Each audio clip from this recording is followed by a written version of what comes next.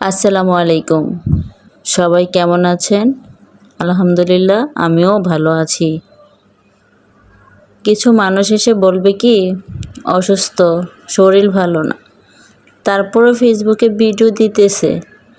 কিছু করার নাই, আশেপাশের লোকজনের কথায় আমি কান দিই না।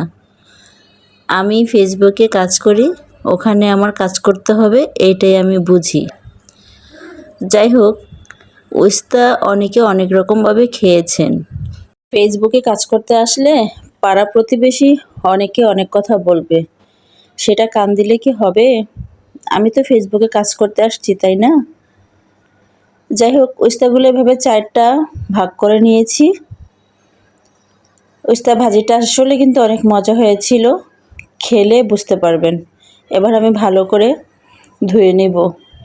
আমি বুঝিনি যে ভাজিটা আসলে এতটা টেস্ট হবে, তাহলে আমি আরও বেশি করে নিতাম। অল্প পরিমাণে নিয়েছিলাম, দেখি যে আসলে এভাবে খেয়ে কীরকম লাগে। তো যখন ভাজিটা করেছি অসম্ভব মজা হয়েছিল। অল্প আছে এভাবে আমি উস্তাগুলো ভালো করে সিদ্ধ করে নিব। এবার নামিয়ে নিয়ে ক্যামেরার সামনে আনতে ভুলে গিয়েছি। পেঁয়াজ কুচি রসুন কুচি ভালো করে বেরেস্তা করে এই কড়াইটার মধ্যে রেখে আমি আবার ভাজা উস্তাগুলো একসাথে ভালোভাবে মিশিয়ে নিয়েছি। বাস রেডি হয়ে গেল আমার উস্তা ভাজি।